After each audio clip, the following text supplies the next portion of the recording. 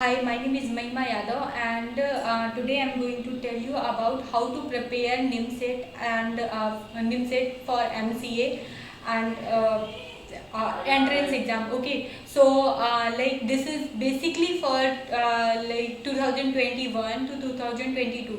Okay, so here हम बात करते हैं कि निमसेट की प्रिपरेशन हम कैसे करेंगे.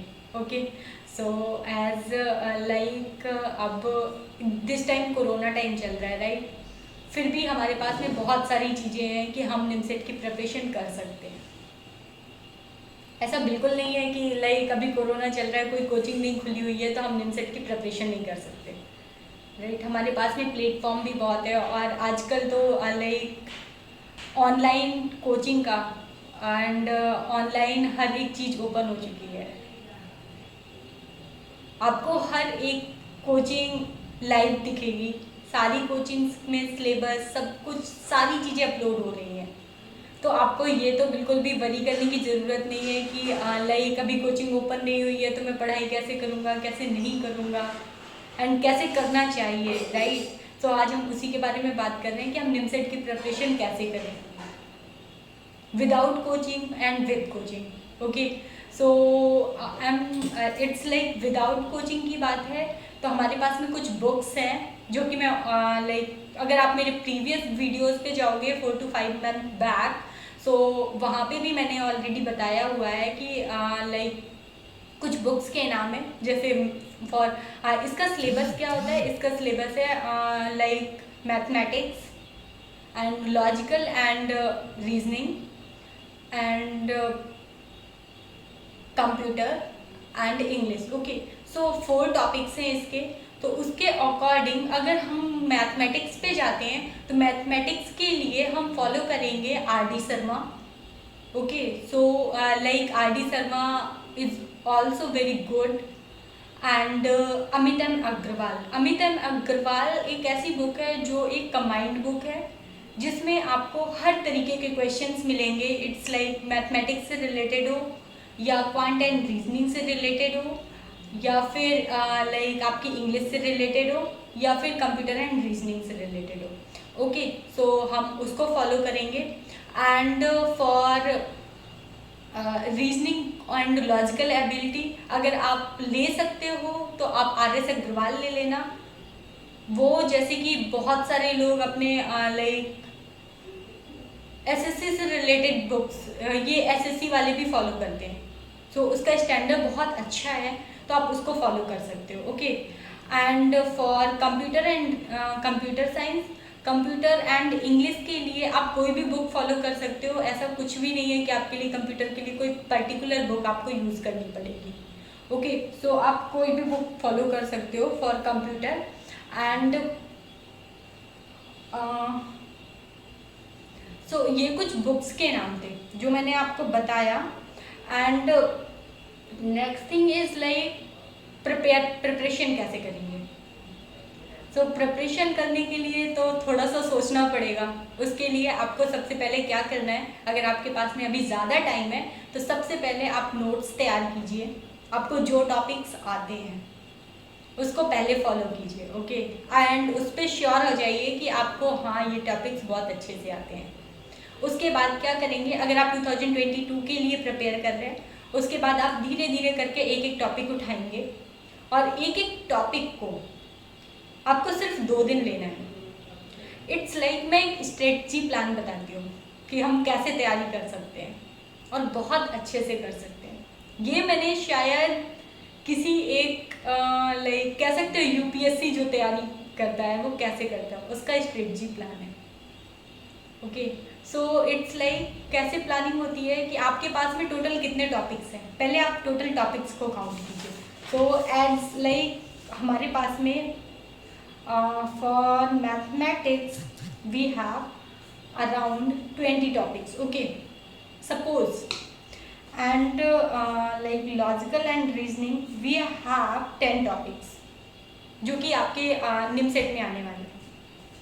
कंप्यूटर साइंस से we have 6 topics, 6 to 7. Okay, and computer के बाद में फिर आती है इंग्लिश.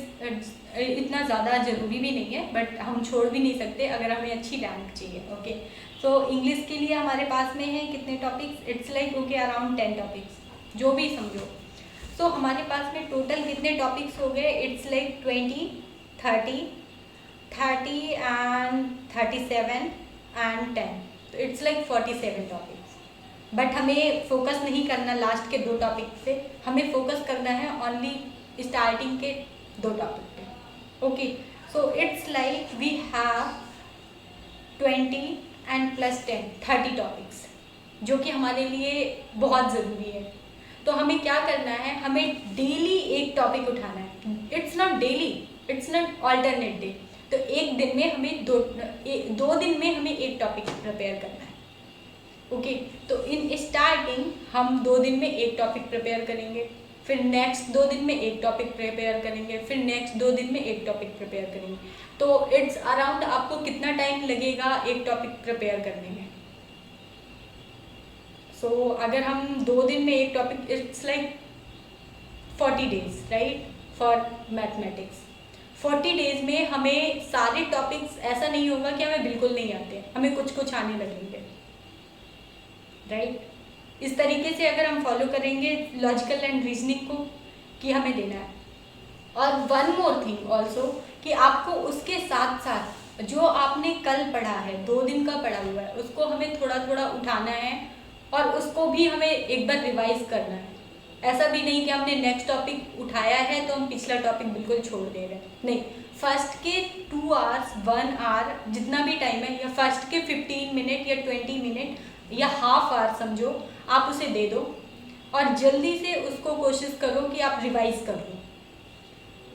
आपको चारों चीज़ें एक साथ लेके चलना है। ऐसा नहीं है कि आपने एक चीज़ उठाई है, फिर 2 महीने बाद आप दूसरी चीज़ उठाओगे, फिर 3 महीने बाद फिर नहीं, आपको चारों चीज़ें इक्वली लेकर चलना होगा, तब आप एक अच्छी रैंक पे पहुंचोगे। तो उसी अकॉर्डिंग आप डेली एक नया टॉपिक लीजिए, अल्टरनेट डे में 2 दिन में एक नया topic for logical and for mathematics. So कुछ टाइम 4 आवर्स अगर आपने मैथ्स को दे दिया, 2 आवर्स अगर आपने लॉजिकल को दे दिया, तो इट्स लाइक 6 आवर हो गए। और हाफ आवर और लाइक 1 आवर आप दे दो सिर्फ लाइक रिवीजन के लिए। तो रिवीजन में half hour mathematics revision, half hour for logical revision. So आपके पास में 7 to 8 आवर्स में आपकी बहुत सारी चीज़ें कंप्लीट होती चली जाएंगी। इस तरीके से आप थोड़ा सा प्लान बनाइए अपना, और आप डिसाइड कर लीजिए कि आपको कौन सा टॉपिक उठाना है और किसे आप जल्दी से रिवाइज कर सकते हो। सो जो भी आप पिछला पढ़ रहे हो उसको डेली रिवाइज करो और डेली अच्छे से पढ़ो। इसी तरीके से हर 2 दिन में एक नया टॉपिक उठाओ, करो। और इसके बाद में जब हमारे पास में थोड़ा सा टाइम बचता है, लास्ट के 4 to 5 मंथ्स बचते हैं, तब हम आते हैं सॉल्व करने के टाइम पे। तब आपको फिर चीज़ें सिर्फ रिवाइज करनी होती हैं, बट आपने तो पहले से ही अगर चीज़ों को रिवाइज कर रखा हुआ है तो आप बहुत ईजिली सॉल्व कर सकते हो चीज़ें। आपको कोई भी टॉपिक को 4 से 5 दिन घसीटना नहीं है। ऐसे मत सोचना कि नहीं ये वाला टॉपिक मेरा बिल्कुल एकदम प्रिपेयर हो जाना चाहिए तभी मैं बाकी चीज़ें, ऐसा बिल्कुल नहीं है। आप 2 दिन टाइम दो, 2 दिन के बाद में अगर आपको लगता है तो आप डेली जब रिवीजन करते हो ना, उसके बाद में अगर आपको लगता है कि नहीं एक बार फिर से प्रैक्टिस करनी चाहिए, तो आप प्रैक्टिस कर सकते हो। आप फिर उसके लिए एक्स्ट्रा टाइम दो, बट जो टाइम आपने डिसाइड कर रखा हुआ है कि इस टाइम पे आपको ये चीज़ करनी है, उस टाइम पे आप वही काम करो। ऐसा नहीं है कि लाइक नहीं मैं उसको छोड़ के मैं बाकी चीज़ें कर रहा हूँ, ऐसे बिल्कुल नहीं करना है। इस तरीके से धीरे धीरे आप चीज़ों को पढ़िए। और बाकी कोचिंग्स हैं, कोचिंग्स को फॉलो कीजिए, बहुत अच्छी कोचिंग्स हैं।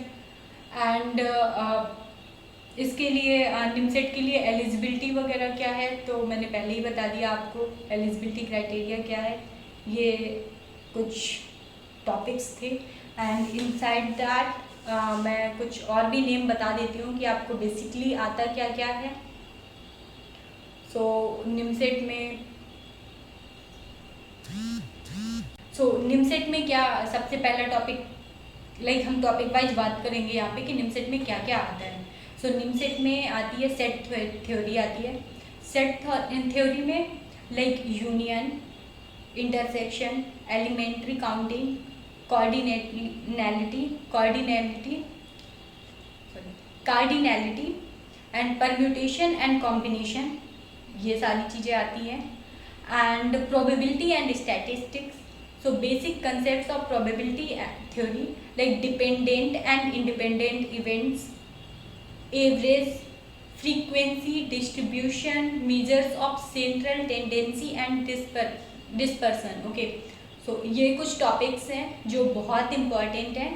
And coordinate geometry, so in coordinate geometry में rectangle, Cartesian coordinate and distance formula and equation of line and intersections of line, equation of circle, parabola, ellipse, pair of straight line and hyperbola।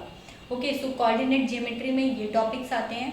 and for algebra, fundamental operation in algebra, factorization, expansion, simultaneous linear, quadratic equation, arithmetic, indices, logarithm, geometric and harmonic progression, determinants and matrices। okay, so these are the topics।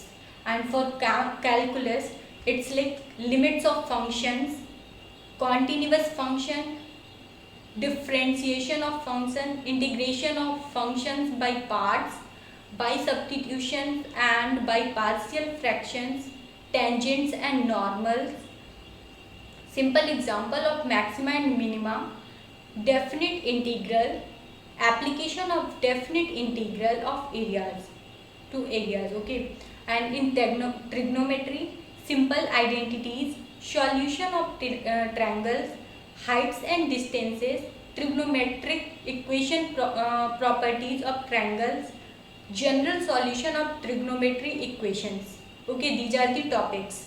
and in vectors, position vector, addition and subtraction vector, scalar and vector product and their application to simple geometrical problems and mechanisms। okay, and in computer sections we have computer awareness, so organization of a computer, structure of instruction in CPU, input output devices, central processing unit, computer memory and backup devices। so these are the topics which like जो कि आपको बहुत ज़्यादा follow करना है। okay, in data representation of characters, integers and fractions, binary and hexadecimal representation, simple arithmetic and two complement arithmetic, floating point representation of number, binary arithmetic, addition, subtractions, multiplication, division, Boolean algebra, truth table and Venn diagram। okay, so these are the topics in data representation, so you have to follow।